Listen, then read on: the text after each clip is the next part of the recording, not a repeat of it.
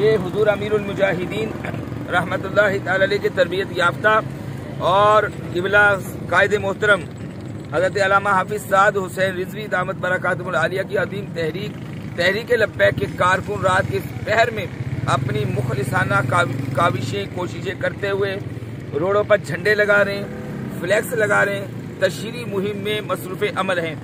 दिन में कामकाज करते हैं, अपना रिज़्क़ हलाल कमाते हैं, रात में निज़ाम मुस्तफ़ा के लिए पूरी रात ये जो है माशाअल्लाह या जिसको जितना मौका मुयस्सर आता है ये मेहनत करते हैं और हुजूर के प्यारे चमकते दीन को तख्त पर लाने की कोशिश करते हैं। मगर मेरा सवाल अपने पाकिस्तान के उन तमाम मुसलमान भाइयों से बहनों से है जो इस वक्त अपने बिस्तर में आराम फरमा रहे हैं कि आपकी भी जिम्मेदारी है। जिम्मेदारी फ़कत इनकी नहीं है, निज़ाम मुस्तफ़ा की आपकी भी है कि जिसने रसूलुल्लाह सल्लल्लाहु अलैहि वसल्लम का कलिमा पढ़ा है, ला इलाहा इल्लल्लाहु मुहम्मद रसूलुल्लाह, आप सबकी जिम्मेदारी है कि निज़ाम मुस्तफ़ा के लिए खड़े हों।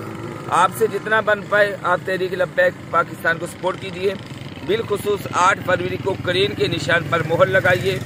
आप जितने पाकिस्तानी तमाम के तमाम पूरी पाकिस्तानी कौम अपना वोट ज़रूर कास्ट करें, मगर तहरीक लब्बैक पाकिस्तान को कि ये क्रेन का निशान निज़ाम मुस्तफ़ा सल्लल्लाहु अलैहि वसल्लम को तख्त पर लाना, इसका निफाज करना, ये क्रेन का निशान दीन मोहम्मदी को तख्त पर लाने का निशान है।